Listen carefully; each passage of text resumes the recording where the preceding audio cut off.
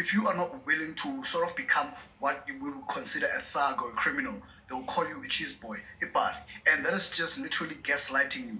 And what I find interesting that this does not just exist in South Africa; it exists all over the world where there is black people. In America, I think they call them an Uncle Tom, or a croonie, something of that.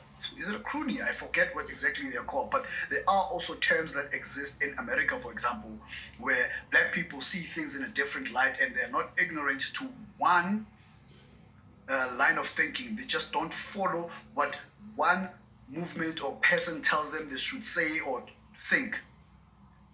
The first thing that you should understand that with you embracing this, it allows you to stop being offended when you are called a clever black.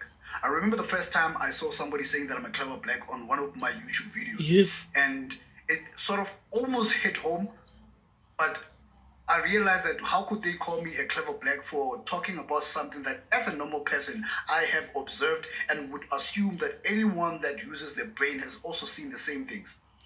And the funny thing is that I would realize that these people have also seen the very same things that I have observed, that I am talking about, and I'm condemning these things. And they would not condemn these things simply because they are done by another black person. We make the example, especially when it comes to politics. We've got people who are still in full support of the ANC, for example, although they see the clear corruption that the ANC has done over the past decades in South Africa. But just because these people are older and they are black, we are expected to not criticize them. We are expected to take it.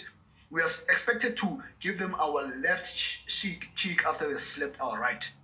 It makes no sense to me that this is what is expected of you simply because of the color of your skin. So do embrace it. Number two is so that you are independent from those